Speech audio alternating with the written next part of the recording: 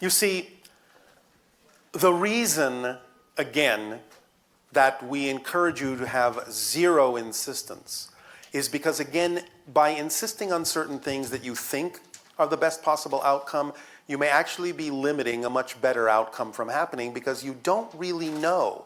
You don't really know. You don't really know what the best outcome actually is.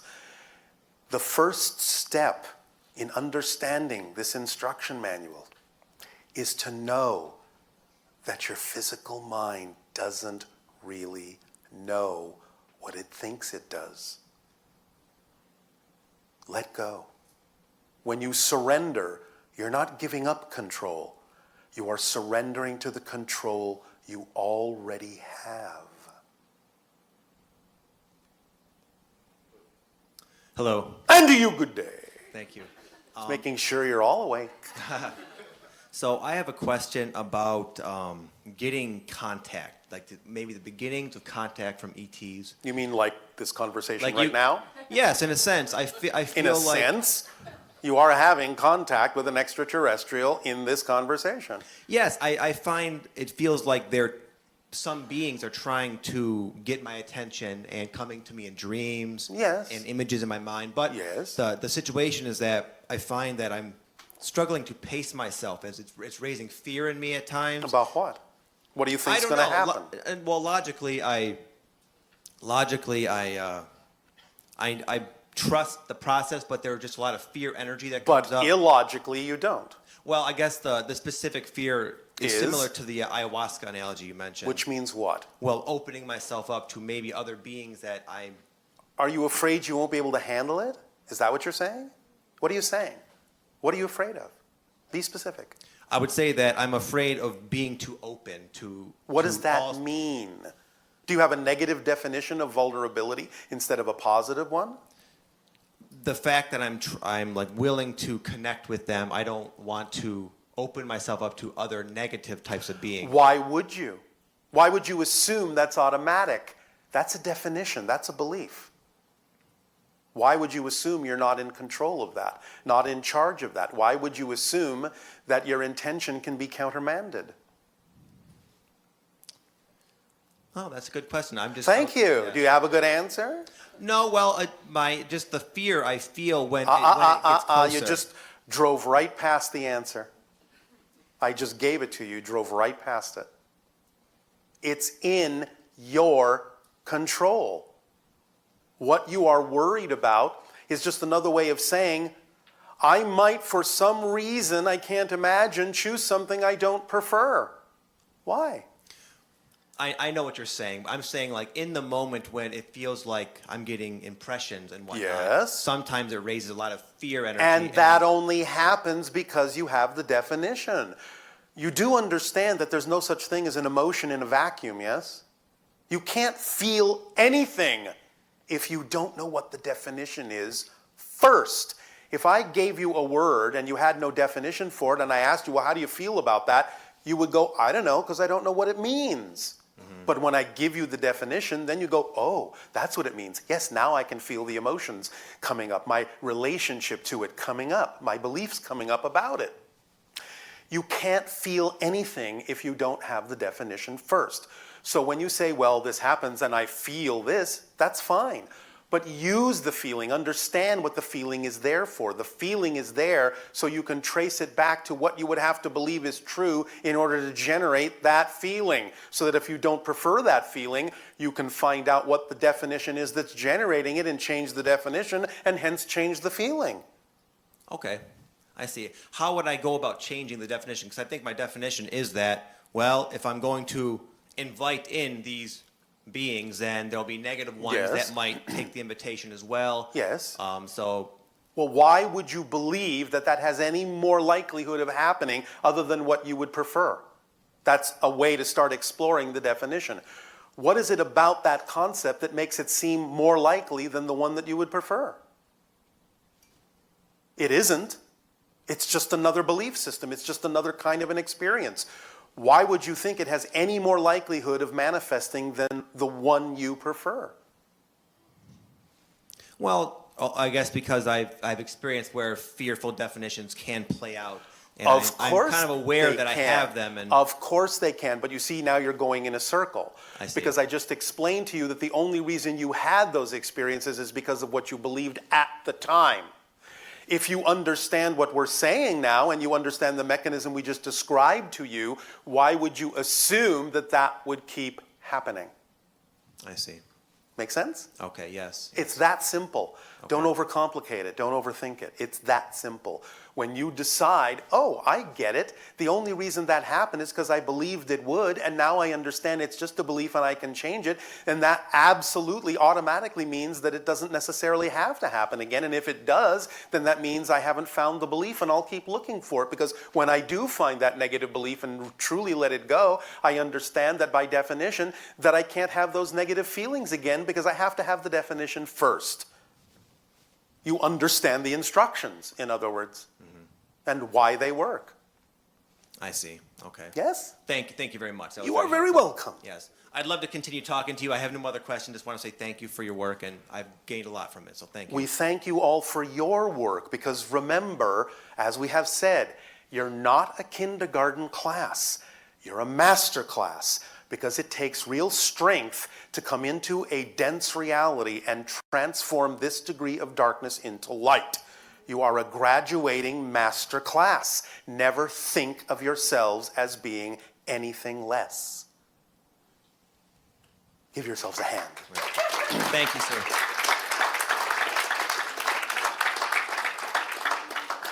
Or if you prefer to think of yourselves as something less, then by all means go ahead. I'm not going to stop you. But that's your choice. We're just giving you our perspective of you. Because we know, not believe, we know the power that you are. We know what you're capable of being, what you're capable of experiencing in your lives. We know who you actually are. Therefore, know thyself. Hello, Bashar. And to you, good day. First of all, thanks for being here and thanks for doing this. I moved to this country last year, but I came across you in 2010. All right. And ever since, you've been a huge effect on my life. And You have had the huge effect on your life, but we are happy to have made some suggestions that you believed would work for you. Yes, and by some strange chain of events, I'm here talking to you. strange. I guess life is crazy. Yes, So, it thank is, you. and it's supposed to be. It is. I'm Yes. just experiencing Otherwise, it. synchronicity can't work if life weren't crazy. You're right. I know, that's why I said it. So, first question is, I'm Persian, I'm from Iran. All right. And we really cherish our ancient civilization. Yes. And one of the most famous one is Sasani. We call them Sasanis. Yes, we know. Yeah, and we call those kings back their shahs as well. So I understand Yes. your civilization is called Sasani and your Yes. star system is called Shah. Shah, yes. Is there any It's not connection? an accident. It's just crazy. Is there any connection? Because Yes. they... It's Like not an how? accident, I said. There is a connection. It's part of the mystery that some of you need to solve about our relationship to all of you and how far back it actually goes. It was ended in 1500 years ago, actually. No, just the part you're aware of. It's still going on as witnessed by this conversation. Wow. Wow. Okay. How am I gonna get more information on that? Like, just, except for Through synchronicity, just as you've gotten more information today through synchronicity. you're right. The information will come. Don't push it, don't rush it, it'll come. Yeah. There's a reason for the timing in understanding these things. It's part of the bigger picture, but Yeah. you have suspected and seen a small part of it, and that's good because it gives us a barometer for how close some of you are getting to seeing the bigger picture of your relationship to the stars. And the symbol of Zoroastrianism is a Farvahar, if you know. Define. It's a symbol like a bearded man on a wing. Oh, yes, yes, yes. Yeah. We don't have beards, though. I know, but it looks like an Anunnaki figure, Anunnaki lord. To some degree, yes. It is right? representative of that, although it isn't exactly the way they used to look, but it is a symbol. I understand. Okay, my second question is, Bashar, why do I feel so old? Not right now, but since when I was a child, my parents told me, hey, Arash, go play with those kids. I was like, what are you talking about? I'm not going to Well, because play. you came into the life with certain themes that are a little bit, shall we just say, more adult. You understood that you didn't necessarily have to experience the typical kind of childhood state of mentality and thought patterns to explore the theme that you chose to explore. And you're seeing this more often. Look around at what children who are 7 and 8 are actually doing now. You will see that they are remembering more of who they are, which is why they feel like old souls. The problem is... That's not a problem. Don't define it that way. I don't know, because... What's the problem? I was 8, now I'm 32. I really feel old. Like I'm 70. I'm looking at the horizon, waiting for this to end. And I'm not motivated. I am 157. To me, you are a child. So now do you feel younger? I don't feel that. I feel really old. I'm not motivated to do anything. You're not motivated? No. Oh, well, that's why you feel old. Because you're not following your passion. As I said, when you don't act on your passion, you're not living. When you're not living, you begin dying. And when you begin dying, you're going to feel old. So why aren't you acting on your passion and living in the moment so that you feel young? Why? What if my passion is just acquiring knowledge? Well, are you really passionate about it? Yes, I am. Well, why doesn't that allow you to feel young when you're doing it? When I do that, yeah, I do feel young. Then why don't you keep doing it? Why don't you keep doing it? It doesn't pay my bills. You know. Oh, really? Really? You don't have the imagination to allow the access and compilation of knowledge to pay your bills? Why don't you have the imagination to do that? Good question. Thank you. Can you answer it?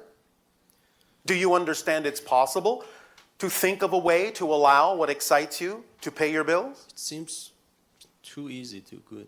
It seems too good to be true? Yes. Then that's your problem, isn't it? That's the definition that doesn't work for you. Why should that be too good to be true? Why do you believe that? I don't know. You should work hard for everything. I'm not saying you won't work, but remember, you have a saying on your planet. A labor of love is not a labor at all. You will be doing all the work you need to do, but it won't feel like work. It won't feel like an effort. But people may look at you and go, wow, he's working really hard, but look at him, he's having so much fun. It won't feel like an effort to you. When you're living in the moment, it doesn't feel like an effort. You just need to live in the moment more, and you'll see. I know that. It can support you. It can. That's what it's designed to do. You're just not letting it because you're holding on to beliefs that don't allow it to show you that it can support you. Let go of those beliefs. Those beliefs are the things that are making you feel old, not what you do that excites you. So let go and you'll feel young again. I know, because most of my friends call me Grandpa. Here, Grandpa comes again. All right. I'm serious. Well, why not just see it as a sign of affection or a mark that you know a lot of stuff? It doesn't necessarily mean that you actually have to feel old just because someone calls you Grandpa. It can be a mark of affection. Can you use your imagination to make it a mark of affection, or are you only going to interpret the word as being old? No, you're right. All right. You get to decide what these things mean.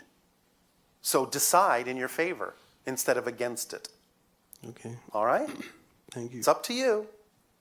Does that help? Of course. All right. Very quick last question. Yes. Have I ever been contacted by some sort of extraterrestrial before the age of 7? Yes. You just don't remember. But you will. I do kind of remember. Sort of, kind of, but not really. Not all of it. You will. How, like, Relax. Follow your passion. Everything will be unveiled in timing when you are who you need to be. Living time, you mean? Yes. Unless you choose to die by not following your passion. Yeah. Then you will miss the opportunities that you've set up for yourself. Remember, the only way you can miss the appointments you've made is by spending your time and energy worrying that you will miss the appointments you made. That's what I do always. So. Then just get on with your life, act on your excitement to the best of your ability, let it prove to you that it can support you. It may not support you in the way you think, but it can support you. And just be in the moment so you can feel young and allow yourself to keep all the appointments that you've made, which will happen in perfect timing.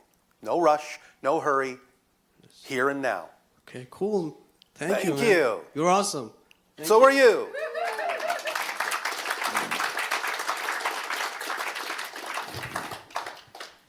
Hello, Tadeo. Yes, I felt you coming, Nania. Oh, good. So we're going to go ahead and take our lunch break. Please then enjoy your nourishment break. We will resume this transmission afterwards.